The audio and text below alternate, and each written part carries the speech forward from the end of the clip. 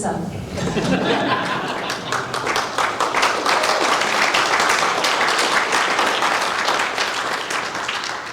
Are you guys sure you're in the right talk?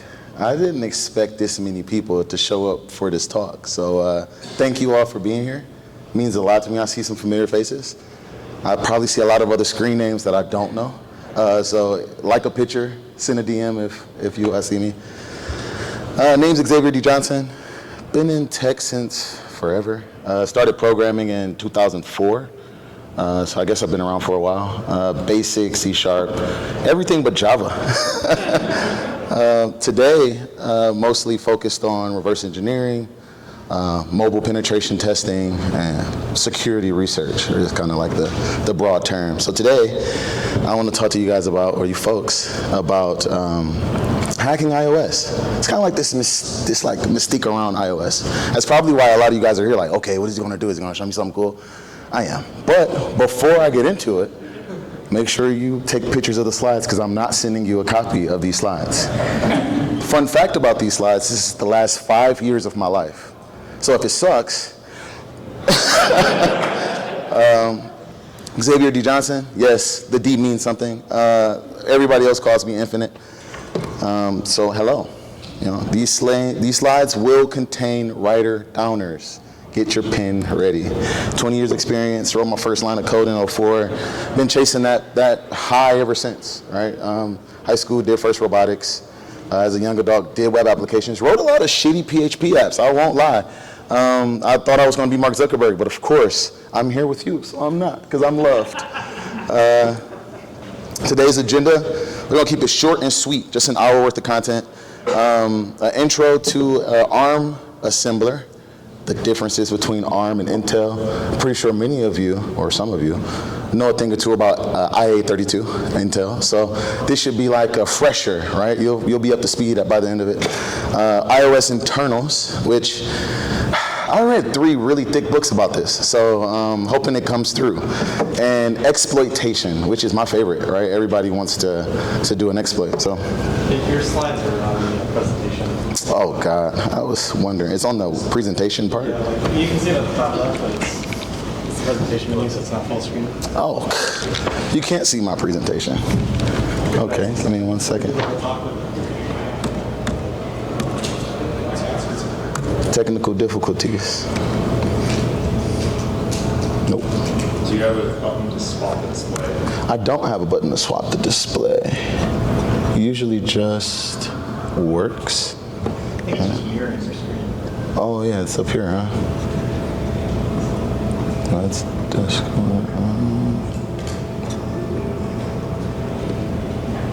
There we go. Desktop right now.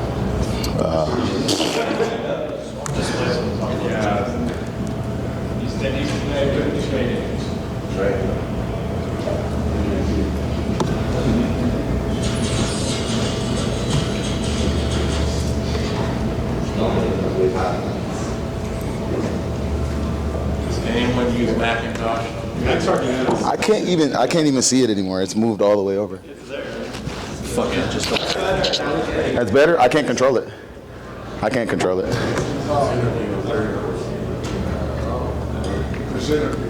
Do we have speaker ops? Somebody here to help with the tech part of this? I just plugged into a USB. I have no idea. I can't see what you guys see on that screen. I think it's the problem. Yeah, right. I want to do it down there. Let's see.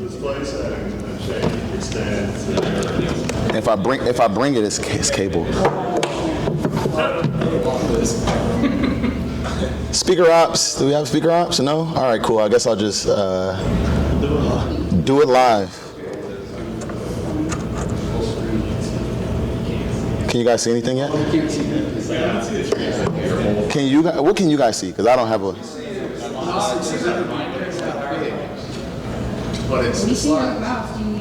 You see my mouse? All right, fuck it. We're gonna do it like this then. We're gonna do it like this. Presenter view. Oh, presenter view? Yeah, shut up.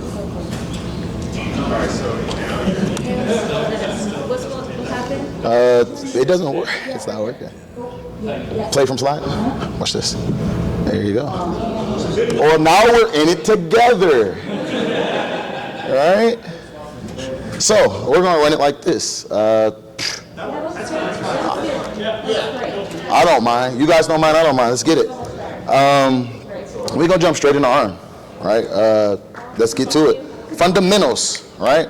Let's get it going. So the difference between ARM and Intel Assembler is really 3 key details. ARM has 31 general purpose registers, which the registers are kind of like how data moves in and out of RAM, right? How the computer actually is managing its data flow. And Intel x86 has 16 general purpose registers. ARM is based on RISC, which is supposed to be faster. Typically it is faster, right? You'll find these kind of things on mobile phones, IoT, right? ARM is kind of like the next thing. Satellites, who knows? Let's ask Elon. ARM64 was around since iPhone 5S. Before then it was 32-bit ARM. Just a bit of a higher overview of the registers. Again, small area inside the CPU that stores a specific value. For 64-bit, registers X0 through X30 represent the 31 available registers. For 32-bit, W0 through 30. These are some of the kind of points in which the registers actually identify, so to speak. So like the frame pointer is always going to be X29. Link register is always going to be X30. Program counter is always going to be PC. So you don't have to worry about those sorts of things. But 0 through 28 are kind of general purpose. So this is holding your data. This is where the data is actually flowing through the application, right? This data can be volatile or non-volatile. So a volatile register basically means that it does not persist through the end of a function. It is effectively not a global. It dies once the process is done. Non-volatile means that it is callly saved, or that it actually saves the content so that it can be continued to be used. So the first 19 registers are volatile, and the rest are non-volatile. So there's 3 types of instructions, right? When we talk about code, when you really are talking about a bunch of conditions, right? Like how do we accept some data, send some data, show some data, but in reality it comes down to like the conditions of how we're supposed to manipulate or handle this data. So typically you kind of fall into a few different categories of arithmetic, math, logic, right? Data movement, moving data around from either one function to the next function, or persisting an object, etc. And control flow, right? Those conditions, what I like to call AI Hadouken, right? So the if-else statements in ARM64 use branch instructions. So branch instructions basically are controlling the flow of the application, kind of in, if-else, right? If this, if equal, if greater than or equal to, or greater than or less than. These are all of the instructions in ARM assembler to be able to do those sorts of things. And then we talk about calling conventions. Now, calling convention is how data is actually put into functions, right? So like effectively for ARM64, you are looking at arguments stored in between the first 8 registers. So X0 to X7, and subroutines are typically stored in X0. And all of this stuff will matter as we move into exploitation. This is kind of fundamental groundwork. The returns addresses are in X30, so we'll talk about that for ROP and JOP, return-oriented programming. And the way that the stack grows is actually important. The stack frame actually grows downward in memory. Sometimes you'll have things grow upward in memory. So that's pretty interesting. It's also stack frame 16 bytes. So a few things there. A function in ARM assembler contains 3 different components: a prologue, or the start, right? The body, which actually does anything with the data or the actual logic, and then epilogue, which is kind of ending the function, right? So think about like when you're writing in C, you kind of got like, okay, main, and then eventually you're going to return something. Hopefully not a -1. The prologue is just the first few lines. This is an example of kind of like the Hello World prologue, right? So sub, SP, and SP, basically putting this into the putting 20 into SP, it starts the prologue and it's making space on the stack, and then it's saving the frame point and frame pointer and link register to the stack, and then calculating the new frame pointer to the stack, etc. So this is basically when you're looking at assembler, if you go take the binary out of the IPA and you put it into Ghidra, you've already done all that. This, when you're looking at your function, will tell you what is the start of a function. So this is very important when you're just handed a binary, go here, figure it out. You're like, I don't really know where functions start. This will always be kind of your indicator of the beginning of a function. It always looks the same. The epilogue is to restore the program to its original state. Basically, put the program back to what it was before the last function was running, right? So this is kind of a restorative thing. So now I'm moving fast because it's a lot of content here. So we're going to jump into syscalls, right? Syscalls are fun. I'm pretty sure all of you, who all here knows what syscalls are? All right, that's a lot of hands. Cool. So I'm going to keep it high level. System calls. System calls basically act as the interface between user space and kernel space. So like that's the fun part, right? Like figuring out how to be able to manipulate or take advantage of these system calls, potentially break them or leverage them in your exploitation. But the thing about these syscalls is they move over into kernel mode, they do something, and then they make a return back over. So think about like an fopen, right? That's standard, or a chmod. That's standard, right? Like that's everywhere. Those are a part of the Linux syscalls, or kind of Unix syscalls. They're a little bit of everywhere that leverages Nix. Typical syscall flow, right? A function will make a call to something like fopen. The user will, leverage syscalls, the syscall number. So every syscall has its own number, and it'll leverage the syscall number, and the kernel will then execute, request that service, and then actually return control back to user mode. So you don't get to do anything as a user, or from user land. You're just invoking the syscall so it can go and run that subroutine and then give you the results back over in user land. So it's, you don't really, we all know why we don't want to run user code in kernel mode, right? Of course we want to run user code in kernel mode, right? Like, that's the whole point. That's privilege escalation. That's the 0-day part. Syscalls all have a correlating system number, a syscall number. Memory management. So memory management is very important when you get down to this level. Loading, storing, branching, arithmetic, all of that is happening in the memory, leveraging those registers. ARM operates on a load store. So basically, memory can only be accessed and manipulated from specific load and store instructions. So there's an entire world kind of set up for you from ARM that says, hey, if you want to manage memory, you're going to have to load some and store some. That's why I can explain it. To perform load or store memory instructions, you do LDRs, LDPs, STPs. The meanings are there. I won't go into it. Again, if you want to know more about this, I suggest you go and actually read the ARM documentation. I know it sounds like it sucks, but eventually, even if I told you everything, you would end up opening it up and referencing it. So you might as well get used to it. These instructions, they handle different sizes of data, right? So bytes are 8 bits, all the way up to double words at 64-bit. ARM 64. All right. Did I lose anybody? I only lost like 2 or 3 people, so I feel like I'm doing good. We made it through basically the hard part, like the really shitty part of the talk, which is like the assembler part.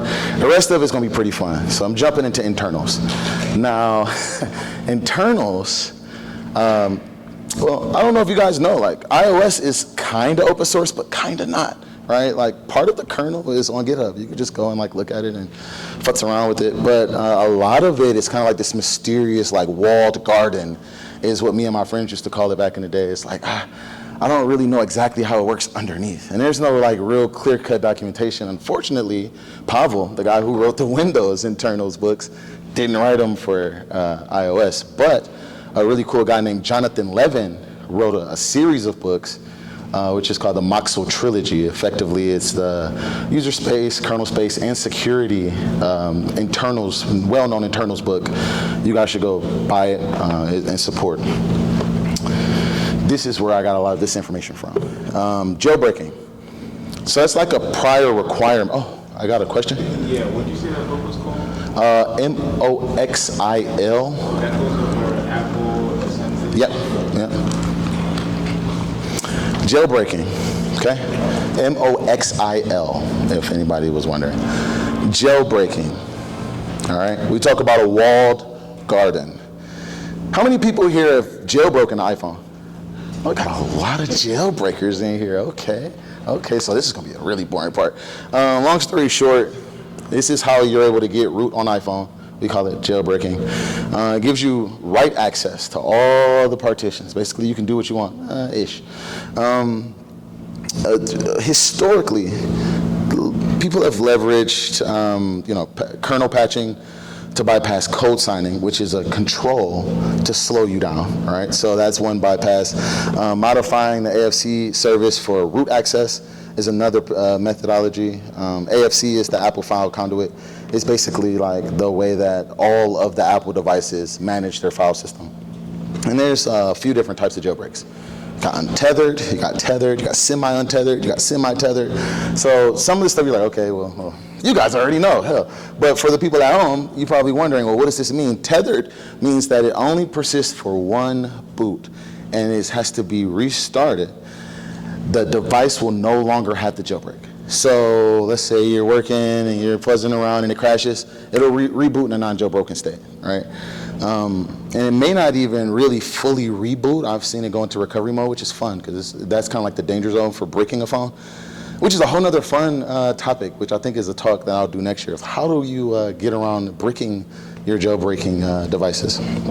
Untethered means that you can kind of turn the device on and off and it'll persist, which is kind of like, that's like next level golden status. I don't think any of the current jailbreaks that are actually useful, you can actually do that with. Semi-tethered means that the jailbreak won't persist when you restart it, but at least you can reboot it. And that's the majority of the world right now. It's kind of semi-tethered. Uncover is a semi-tethered jailbreak. And semi-untethered means that the first boot won't be jailbreaking. However, a kernel patch will be applied via like Cydia impactor, right? So like after it boots up, it'll just patch. I leverage Uncover. If you don't, you should, it's pretty cool. But that's kind of like the thing that I've used that's widely available and pretty stable, from my opinion. So moving over into APFS, Apple File System, right? iOS leverages APFS. And so basically this was developed for all of their products, macOS, tvOS, iOS, watchOS. And HFS Plus was originally, if you're an old school Apple guy or person, it was the original file system type, but then 2016, they launched a replacement. And so effectively the devices became faster. Of course, we want to take advantage of sweet SSD speeds, so APFS is supposed to lean into that, and as well as full disk encryption and file encryption, right? So if you want to learn more about that, check out iPhone Wiki. It's a really great resource. File system, right? What makes the iOS file system different than any other file system? Here's the real diff for you. A regular file, a typical Linux file system will have bin, boot, dev, blah, blah, blah, user var. Right? Directories that are in iOS, macOS that are specific / applications. Cores, developer, library, system, user, private. These are kind of where the core differences in the regular kernel file system, the regular Linux file system and the Apple file system for iOS and macOS. Apps do not directly communicate with the hardware. There is a sandbox. There's different layers of the sandbox. So you have the touch layer, the media layer, the services layer, and the actual core OS. So Cocoa Touch is kind of the infrastructure for all the applications. It's the way that you actually touch the screen. It's this touch, right? The media layer allows us to be able to deal with all the AV media. Kind of makes sense. Core services is kind of like that, the hardcore stuff, network, location, all the stuff you really want to leak out. Right? Things that are pertinent to your device specifically. And the Core OS is kind of like, I'll call it the kernel for lack of a good term, right? Like it's the actual base operating system that kind of like does things that the applications above them is asking for. So I'm going to jump right into static analysis. This is really high level. Everybody's going to have different methodologies. Some people will use scanning tools. Some people kind of get old school like me and just kind of start to rip apart stuff. Joker and JTool, used to be O'Toole, are also really good options for this as well. But I want to talk mostly about O'Toole, NM, and page stuff. Just kind of like briefly giving you an understanding. IPA file is basically a .zip. Funny. You can actually turn a .zip to a .ipa. Won't install, but it'll be an IPA file, right? Works on my machine. Basically, you unzip an IPA file and you'll be able to find all of the resources. In those resources, you'll be able to find a folder called payload. That'll actually have binaries in it. Frameworks, shared libraries, dynamic libraries, those sorts of things. So like statically linked things that are in the application. Tools used for this, again, O'Toole, NM, and page stuff. So O'Toole, widely available in Xcode. If you install Xcode, it's there. We use it to check for depreciated APIs like string copy, and to check to see if DRM is enabled. Is the app encrypted? All right, DRM. That's a fun part of the talk, right? Encryption is one of the ways that that's one of the walls. I'll call it multiple walls now, right? Like we're dealing with defense in depth. We're taking a layered approach. So app encryption is one of the ways that Apple says, oh, you can't just sideload anything, or you can't just pass an application around, or you can't man in the middle of update and take away system integrity. So that's one of those areas where if you're doing an engagement for a customer and you want to know if they're actually doing what they're supposed to be doing, you check to see if the app's encrypted, right? And if ASLR is enabled, address space layout randomization. So this is an example of me running O'Toole. These 4 down here are kind of like some easy, fast wins. You want to go on GitHub and just start looking for this stuff? There you go, mem copy, string len. These are like quick, fast, dirty. I'm pretty sure you guys could tell me even some more, but I'll leave that for another talk. NM.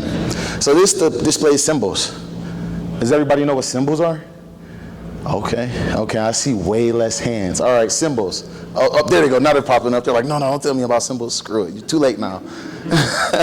Symbols is basically like how functions are named, right? And you can either include them or obfuscate them or not include them entirely. But this, for me as a reverse engineer, is a good way for me to understand like how the application is working. Symbols are exported, and I can know, if they're using a particular framework, or even outside of that, if they have just like certain routines I want to look for. Like, for example, do they have jailbreak detection? Well, jailbreak's probably in the name of one of the symbols. If it is, then I probably want to go to that routine, read the assembler, figure out those branch instructions, try and patch it, right? Like usually it'll come down to like 1 or 0. Is true or false? Is it jailbroken? True? Okay, well, let's change that to always be false, right? Even though it's jailbroken, it's just patch the application, it'll return false always. NM, right?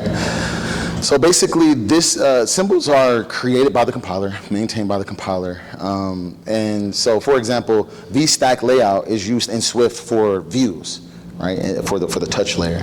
So if you're looking for any particular symbol, a good way to do it is just nm space, go into your .app or .ipa /payload into the actual binary. So when you go into that payload folder, there'll be the name of the application. Let's say the application is Hacker Tracker. If you go and you look at the Hacker Tracker application, you'll be able to unzip it, right? You'll look into the payload folder, you'll scroll, and all of a sudden you'll see Hacker Tracker as a binary.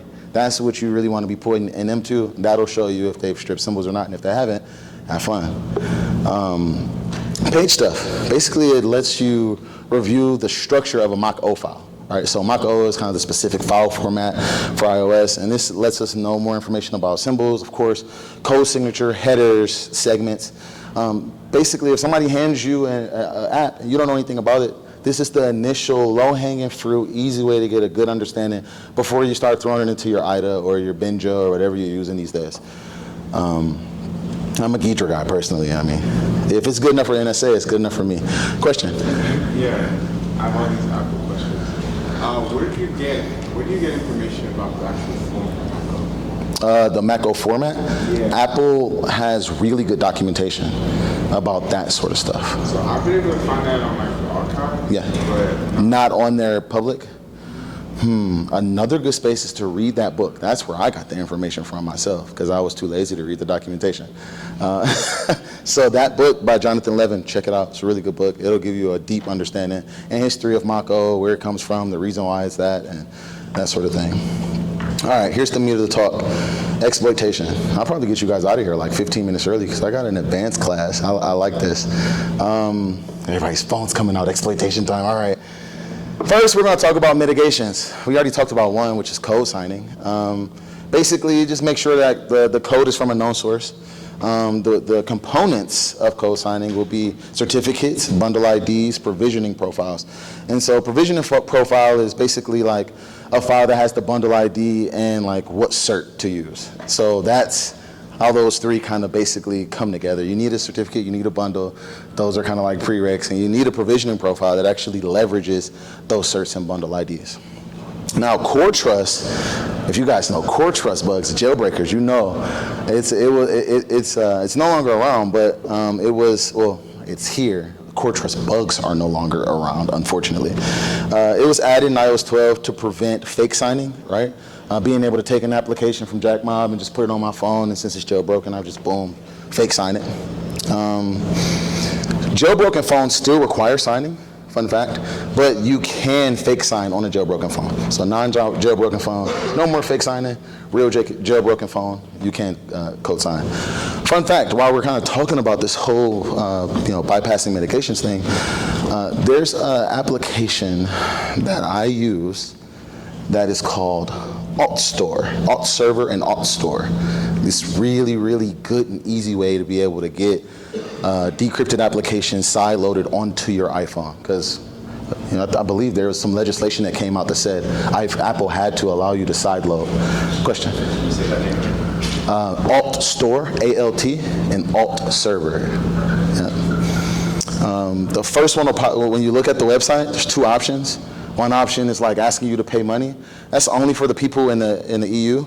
I think they were like the main drivers behind like the legislation being changed. Same way we got USB-C on iPhone, basically. So they charge over there for some reason, but on the US servers, we're totally fine. Basically what it does is it spins up a server on your phone. You tether your phone, it spins up a server on your MacBook. You plug up your phone, you have the Alt Store on your phone, and then you're able to sideload applications directly from your computer to your phone, with it being signed. So it manages that signing for you. What do you mean by known source?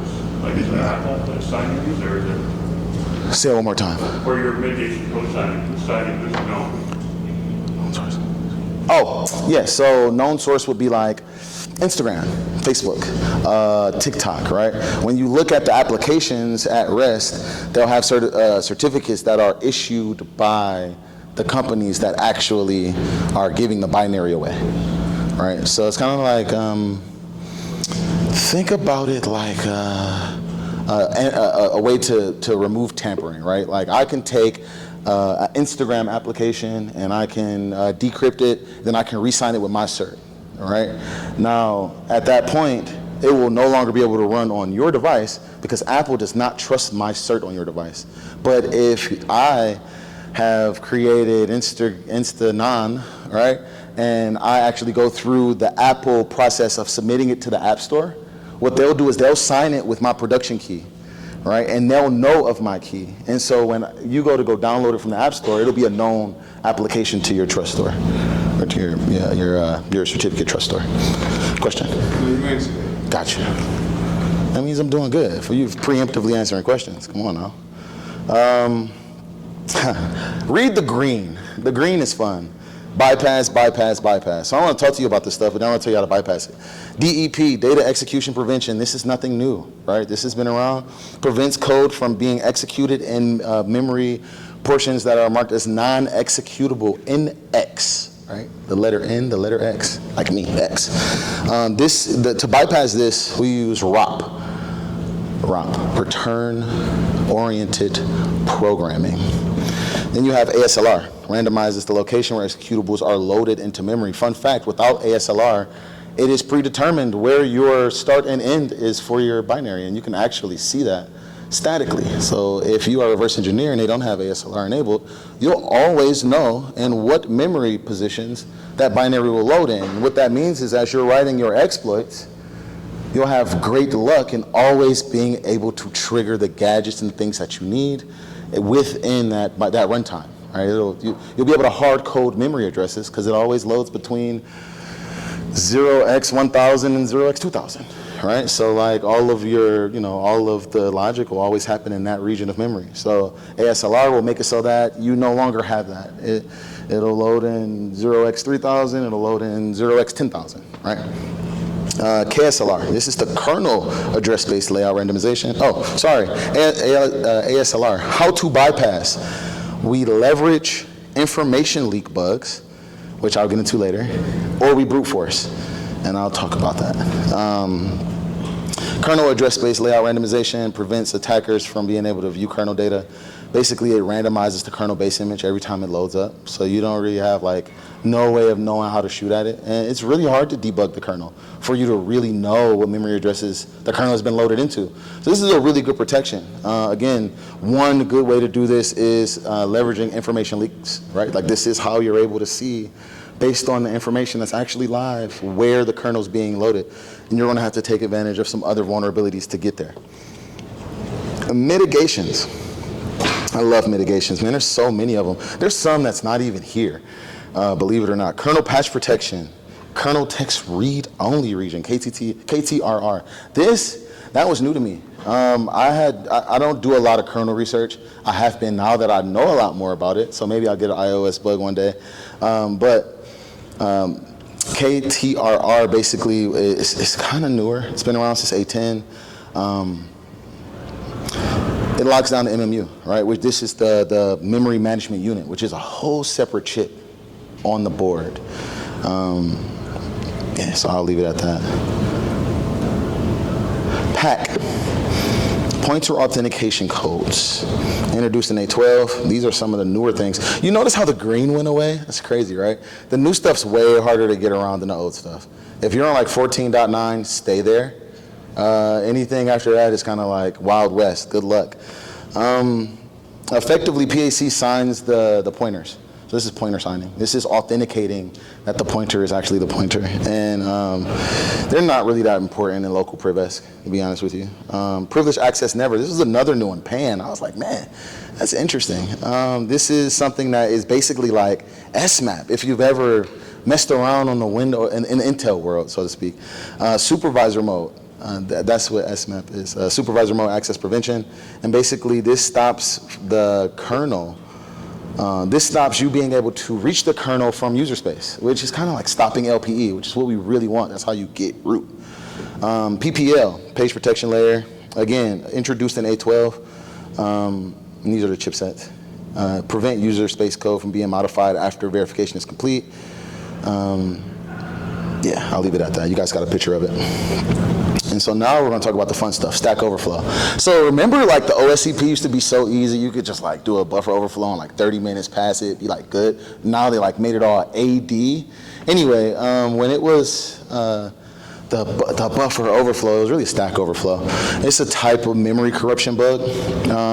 Basically there's like, I'm putting stuff on the stack without even checking it for bounds. Is it like, can I fit a Tesla on a chair kind of deal, right? Like, you're not even seeing if you can fit in a spot.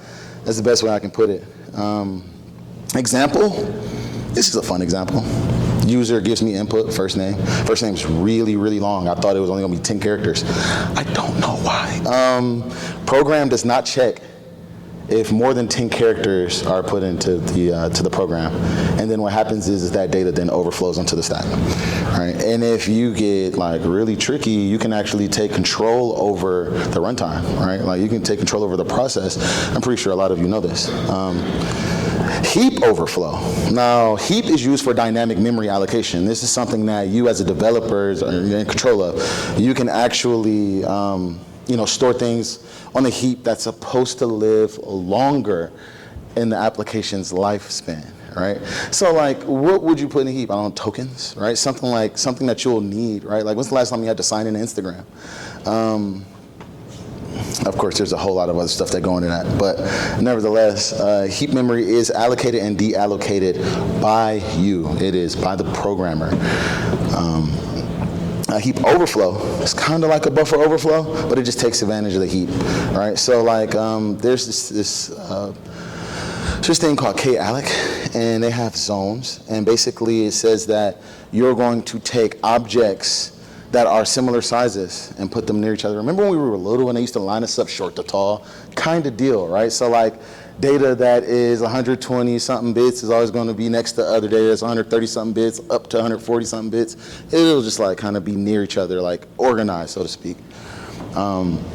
When a heap overflow does occur, basically it'll overflow into the next memory region, which will be effectively the same size as the memory region that you're dealing with right now, right? So basically it'll be like if you're overflowing something that's 1024 bytes, then you're probably going to overflow into something that's adjacent to it. It's also 1024 bytes. Dynamic memory, malloc, right? malloc, memory allocation. I know those bugs are like prevalent and still people are still using it. And so like that's an example of dynamic memory being allocated onto the heap. Oh, I'm right. Use after free, UAF. I love that you guys are taking pictures because it's like you're gonna be able to go back and just like, you're getting value here. I'm happy. Memory corruption bugs. Basically, it's another type of a memory corruption bug. Effectively, you're dealing with a runtime where the program has put some data into a register and then like it's died or killed itself or done whatever, but it didn't do anything with that data, right? And that data's still sitting there. So like that becomes a use after free thing. You may be able to take advantage of that for code execution or corrupting data. Just depends on what you're trying to do. Denial of service. Heap spraying, right? This is one of the ways that a UAF bug is triggered. So basically, this is the quote-unquote brute force, right? Like you're just like spraying onto the heap until you write over the actual freed area.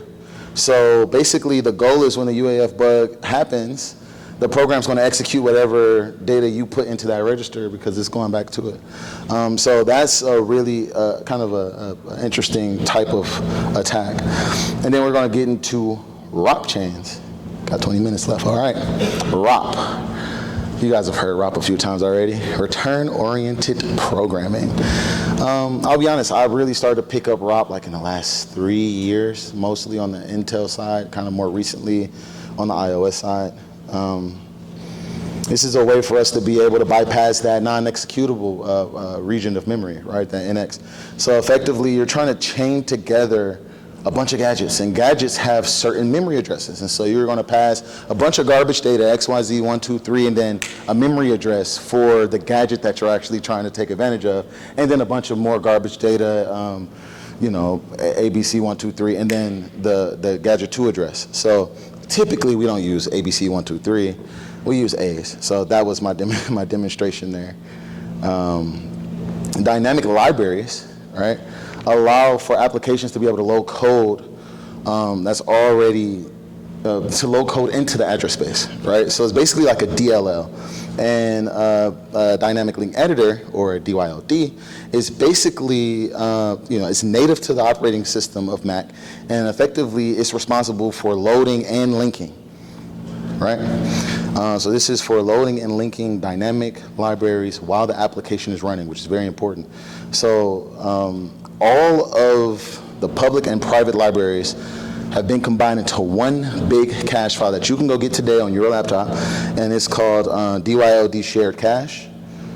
And to be able to go get that, take a picture of this so you can go to that directory on your computer. This is how you're going to find your ROP gadgets, right? You're trying to figure out like this really cool and unique, not unique, but just like really specific instruction that you're looking for, that you're trying to get the application to actually do. So you're going to leverage, that's considered a gadget. So you're going to leverage the ROP gadgets. To be able to find these gadgets, you're going to look at this shared cache, and to be able to extract you're going to be leveraging these two GitHub projects, a DYOD extractor and a shared cache extractor. So when we're running these tools, because it's a tool, so like don't just run it blindly, you want to ask yourself, is this going to meet my objective, right? What dylibs are loaded? What dynamic libraries are loaded? And what dynamic libraries should I be looking in, right? So basically, to be able to find out what dynamic libraries are loaded in your program, you're going to need to debug it while it's running. And you're going to want to use LLDB. Cool, it's a cool project. And leverage image list. And from here, I'm showing a screenshot. I don't know if you can see it really well, but there's a screenshot here that kind of shows you the memory regions and the names of the dynamic libraries. Things like Common Crypto or Mac-O or System-C, right? Those sorts of things. So, the fun part, finding gadgets in dynamic libraries. I leverage a tool called Ropper because I like the name of it. Like seriously, this is just other tools, but Ropper is like one of my favorites. Basically, you just run it against a dynamic library that's been loaded into your target, and you'll be able to look for specific instructions or gadgets that match your objective. What are you trying to do? Are you trying to move? Right? Are you trying to copy? Are you trying to do something else? You know? Basically, all of the different areas in memory where that loads up will come, and it'll actually show you the instructions. Right, so that you can pick from the gadget that you want using that address. So remember, we talked about ABC123 gadget address. Well, right there in the red is your gadget address. Right? Job chains. Now, job, this is something that I'm really starting to get into in the last couple months. So this is like the top of where we are right now for exploitation on the iOS systems. In real-world exploitation, you probably won't find a full ROP chain. It just won't happen. But you will use JOP and ROP together. And so JOP is jump-oriented programming. It's different than ROP. ROPs generally end in a return, and JOPs will end in an indirect jump, right? So we're looking to be able to control the flow of the program, right? Like we want to make it do a dance for us, right? So we don't really want to kill the program. We don't want it to return. We don't want it to end. We want it to branch to the next instruction. So that's where you kind of get that BRX1 is branching over to that register versus in ROP where you're doing a return. But also, right, as we're branching over to X1, make sure that that register contains the address of the next instruction that you're going to want to execute. And when do you want to perform job? All the time, right? You don't have control of the stack. You got a buffer overflow, but it's difficult to be able to make multiple ROP gadgets without being able to control the pointer. You end up with misalignments and issues and all types of stuff. It's trying to like fit a octagon and a hexagon. It looks like it'll work at first, but not really. But if you have a heap overflow, you can tell the stack that it is the heap. Fun. You guys hear that? Let me take it back a step. All right? If you have a heap overflow, you can tell the stack that it is the heap. Okay, so now the stack will act as a heap, right? Remember, we control the heap, so now we're controlling the stack, which is imperative for us to be able to take control of the application. All right, so using JOP, you can perform a stack pivot, which is effectively impersonating the stack, and point to a pointer that will be able to point to your heap, right? So basically you're setting up a fake stack frame. Like this is like how you actually get the control over the runtime, right? So you can actually execute the gadgets that you have. Steps for a job. First, you got to figure out what is the purpose of your job. It really will depend on the goals of your exploits. Is it a heap? Do you need stack pivoting? Are you trying to start up certain registers, right? Like this is kind of like the end of your research. Like this is the very last step of your exploitation, right? And then like you're finding rare or complicated gadgets that will accomplish your goal. So, you know, move X1 is like really simple, right? Like there's other gadgets that do like cool things. I'm not going to rattle them off, but it's kind of up to your goals, right? Do you want to deny a service? Do you want a remote code execution? Do you want to steal information off the stack? Do you want to patch the application so that you got 1,000 coins and you can play, you know, your game? Yeah, basically, so there's a program counter, and when you're dealing with job change, you got to find the dispatcher gadget, which actually increments the main register, kind of acting like the program counter. So this actually triggers the other jumps, because you're impersonating the stack, right? So you have to manage that, and that's me. That's it. I want to leave you right there because I can see that the energy is going down, and it was going down while I was writing it. So I totally understand.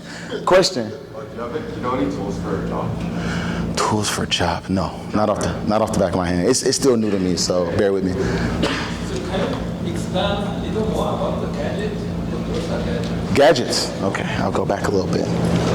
So a ROP gadget, right, is basically a certain instruction inside of a dynamic library. So this may be to move data or link data, right, from one register to another, or move data into a register, or move from the current register that you're at into a known register that you want to control or that you have control over to continue the program flow, the program execution the way you want it to go. Yeah. Over. Just to verify, that program. I can barely hear you. Say it one more time. Just to make sure I understand, that program reads those instructions and pulls it Yep. automatically. Yep. Whopper. Yep. Any other questions? With is that going to also look at the Objective-C with dispatches and strings? True. Does that handle that? So, yes, it'll handle that as well. Yep. Any other questions? Sorry, what do you use to download IPAs from the App Store? Oh, is this recorded? Yes. I'll talk to you a sidebar. I have a way, but I was wondering if maybe... Yeah, we probably have the same methodology. Effectively, it'll be load into memory and dump, decrypt it. I leverage Frida to be able to do something like that, but I don't want to give direct instructions just because I don't want to get sued. I can't afford a suit. But I'll catch up with you and show you. Any other questions? Yeah. Speaking of Objective-C, what do you think with the proliferation of Swift? Are you seeing a lot of the low-hanging fruit go away in these apps? Man, it's different. It's not as easy as it used to be, but programmers are still programmers, and I'm relying on them making mistakes. And so once we kind of get down into the ARM level, once you start to be able to control those instructions, it doesn't even matter if it's Objective-C or Swift. But you are not wrong. The Swift hard time is hardened, and they're continuously developing and making it kind of more and more hardened. But if you're able to manipulate the stack, then you're starting to get past any kind of those protections. Yeah. This is also good information for patching your applications, right? Like there will be an instance in which you are trying to bypass jailbreaking, and some of this stuff will just be statically changeable. You brought up a few mitigations earlier. Yeah. Are those things that are usually, are those compiler settings that need to be enabled, or is that just by default? Some of them are by default. Some of them are compiler settings, like ASLR, those sorts of things. But then PAN is something that's embedded into the operating system. Get what I'm saying? So you got some user space controls that you have to do as a developer and enable inside of your compile, inside of your build and Xcode, and some of it will just come by default from Apple, the walled garden part. Ricky. Do you know if Apple does anything to mitigate people that get iOS 14.9? Mitigate people that does? People that will buy old iOS and develop new exploits or anything with a jailbreak that doesn't have a lot of mitigations that you were talking about. Oh man, that door was open for a second. So can you start from the top for me? Does Apple do anything for people that... Do anything for them, like give them a phone or anything? No, is there any controls that they have that they don't allow them to download apps off of App Store? They don't get any Apple metrics? Yeah. So we kind of talked about that a little bit before. The best way for me to be able to explain it is there's been some legal concerns around if that's even legally possible since we actually own the phone. So they can't really stop side loading, and you can leverage something like an alt store, an alt server to be able to actually take a decrypted version of an application that may be tampered with, like an Instagram ++, not telling you to go download Instagram ++, but being able to then side load that on your application. On your phone. Hopefully I answered your question. If not, you know me, we'll catch up. How can people connect with you and learn more about this topic? Hit me up on Twitter at Infinite, INFENET. My Instagram is Xavier_Johnson, XAVIER_Johnson. And LinkedIn, Xavier D. Johnson. I'm always open to chat. I live in San Diego. I work East Coast hours, so it's never too early and it's never too late.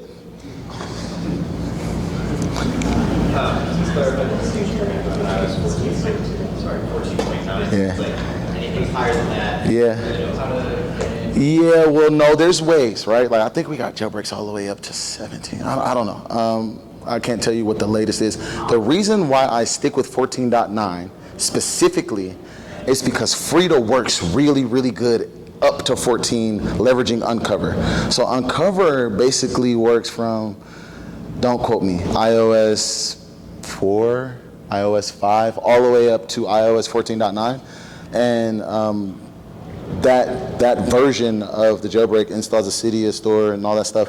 And it seems like just like on that architecture, Frida works better. I don't know. I've got other phones that are newer, that I've tried to put Frida on. It just doesn't work. And so like after Googling 1,000 times, it was like, you should be beneath 14.9. I was like, 14.9. What is Frida again? Frida is a runtime manipulation tool. So basically it allows you to be able to patch applications live while they're running. So you can see things, you can manipulate things, things, right? So you can hook a function, right? So like if you got a jailbreaking function and it's supposed to be returning true or false, instead of doing it like I like to do it with the hex editor, right, and patching the instruction, you can do it live in the runtime and say, hook this and always return true or always return false. You get what I mean? So like if there's a functionality inside of an application that says add 1,000 coins because they hit a bonus, you can hook that and just run it over and over and over and over again and bot up. Yeah. So it's runtime manipulation. RFITA? Frida, FRIDA. It's a reverse engineering tool. How is that different from like IDA? How is it different than IDA? So Frida is dynamic and live. So it's actually running a Frida server on your phone, and it has a Frida client on your Mac, and you're loading the application up using Frida. So you're on your Mac and you're saying, hey, connect to my iPhone over USB, and you need to launch this application with this name, and then it'll actually inject an agent and run the application live on your phone, and then you can actually start to run what's called Frida scripts, or just interact with the application, while IDA is static. So it's not running, it's not technically debugging, it's 100% static. That's the real difference, yeah. Sorry, and we'll catch up. I'll show you an example. I got a good, easy example for you. Any other questions? With iOS 18 no longer supporting the iPhone X, do you think the research on this is significantly positive? Yes. Do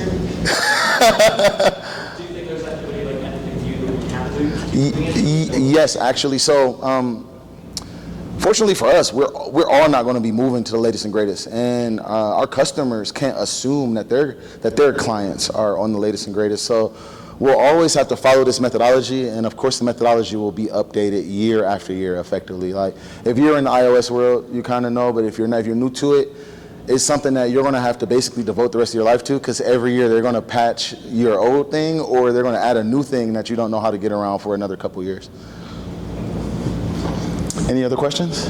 Shoot. Like when you're doing like pen testing on an iOS app, is there a way, because I know like some apps require like a minimum version, so if one of those is like higher than like the latest jailbreak, Yep. are there any workarounds? Yeah, I would leverage something like Frida, because there's probably a function there that's checking the operating system, and I would just make it return whatever I want to make it return. Or my favorite is true false. All of this stuff really like ends up being a 1 or 0.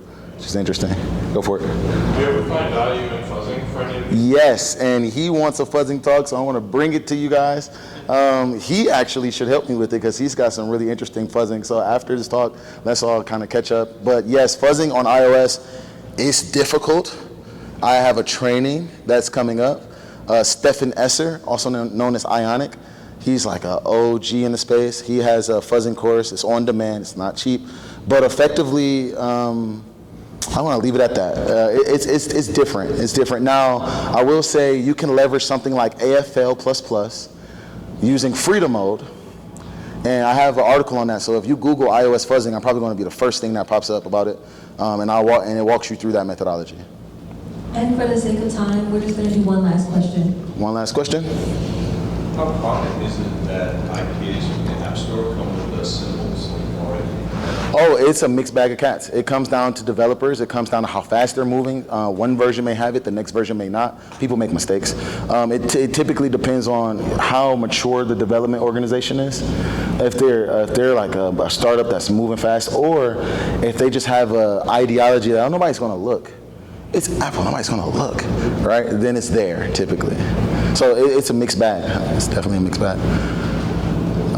And I want to thank you all for coming out. It means a lot, warms my heart. Please catch up with me on LinkedIn, Instagram, Twitter. If you see me at the con, buy me a shot, because I'm like done. And I appreciate you. Thank you.